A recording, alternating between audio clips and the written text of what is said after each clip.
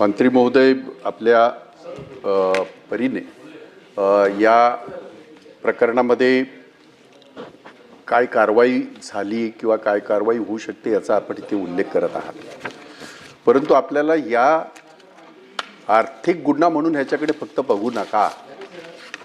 कारण आर्थिक गुन्हा म्हणाल्यावर तो एका चौकटीत येतो, ज्याचा आपण उत्तरामध्ये उत्तर देताना सांगितलं की त्याने पैसे परत केले, त्याने अमुक केले नातेवाईकाने, म्हणजे गुन्हा केला आणि त्याने परत केलं म्हणजे तो सुधारला का, तर त्याचं उत्तर नाही असं आहे. मुळात गुन्हा केला हे एवढं काफी आहे, पण तो नुसता आर्थिक गुन्हा नाही समजता येणार आपल्याला. कारण पुणे महानगरपालिकेचे बनावट लेटर हॅड, पुणे महानगरपालिकेचे खोटे शिक्के, खोट्या वेतन पावत्या, आता याच्यापेक्षा आणखी काय काय पाहिजे पुरावे. आणि हे सगळे पुरावे पोलिसाचं सुमोटो आपण जे म्हणताय, मला एका गोष्टीचं खरं आश्चर्य वाटतंय. राज्यामध्ये जे काही चाललेलं आहे, जेव्हा ह्या गोष्टी लक्षात येतात त्यावेळेला सुमोटो करायलाच हवं, म्हणजे ती काय एक प्रकारची मेहरबानी असूच शकत नाही. आणि ज्यामुळे जर असं होत असेल की आपण चला आपण आता पैसे दिले, आपण आता हे केलं म्हणजे आपण सुटलो, तर हा आपण नेहमी म्हणतो, ती म्हण जरी तशी असली तरी काळ चोखावतोय. आणि म्हणून ह्याच्यावर कारवाई होणं ते गरजेचं आहेच आहे. त्या व्यतिरिक्त एक उदाहरण आणखीन सांगतो मी तुम्हाला अशाच प्रकारचं. त्या माणसाचं नाव आहे निलेश राठोड. हा आहे अकोल्याचा. निलेश राठोड नावाचा अकोल्याचा हा व्यक्ती आहे. 60 लोकांहून अधिक बेरोजगारांना 10 कोटी रुपयाला त्याने फसवले. म्हणजे काय होतंय की प्रसाद, आपण सगळे इथून जीव ओतून सगळं बोलत असतो, त्याच्यामध्ये कसलाही आविर्भाव असा नसतो की सरकार आणि विरोधक असा नाही. पण ही असली पिल्लावळ जी माजले, त्यांना कायद्याचं भयच राहिलं नाही.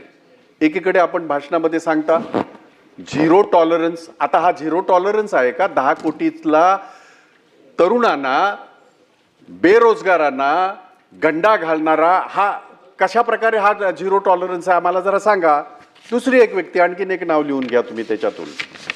आणि सगळ्यात हे म्हणजे सर 1-2 मिनिटं. लक्षवेधी 260चा प्रस्ताव आहे आपला. होय होय हाय हाय, तिथे करूच आपण. आता ह्याच्यातनं हे असे सगळे भुरटे सगळे सुटले तर बरं नाही, आपल्याला न्याय द्यायला हवा. या पैशातून त्याने मराठी चित्रपटाची निर्मिती, म्हणजे कुठं चाललोय आपण. हा जो लबाड आहे, जो गुन्हेगार आहे, त्यांनी तसं केलेलं आहे. दुसरं एक नाव मी आपल्याला इथे सांगू इच्छितो की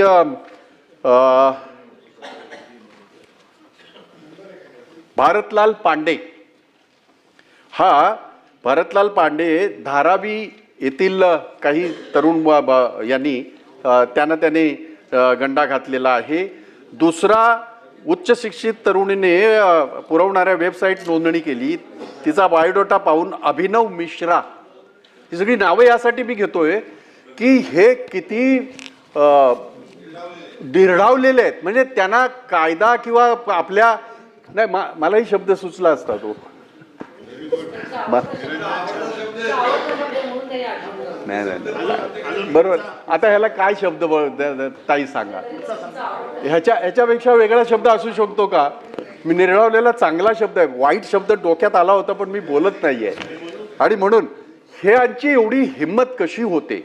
आणि म्हणून माझी आपल्याला मंत्री महोदय, आपल्याला या माध्यमातून प्रश्न पण राहील आणि विनंती सुद्धा राहील, आपण ह्याच्याकडे फक्त आर्थिक गुन्हा म्हणून न पाहता ही आपल्या महाराष्ट्रातल्या सृजनशील असलेल्या समाजाला लागलेली एक कीड आहे. आणि हे सगळे हे जेवढी नावं मी सांगितली हे इतके निर्ढावलेले आहेत की त्यांनी त्या पैशाचा वापर सुद्धा करून मोकळे झालेले आहेत. आमचं कोण वाकडं करतंय अशी ही जी भावना तयार झाली ती योग्य नाही. आणि म्हणून या जेवढी मी नावं सांगितली त्या सगळ्यांवर गुन्हे दाखल करून त्यांना तात्काळ अरेस्ट करून त्यांच्यावर कारवाई करणार का? आणि पुणे महानगरपालिकेचे लेटरहेड असतील, त्यांचे स्टॅम्प असतील, त्यांचे सॅलरी की असतील, हा एक वेगळाच कायदा, वेगळाच एक गुन्हा आहे. त्या बाबतीमध्ये सरकार काय कारवाई करणार आहे.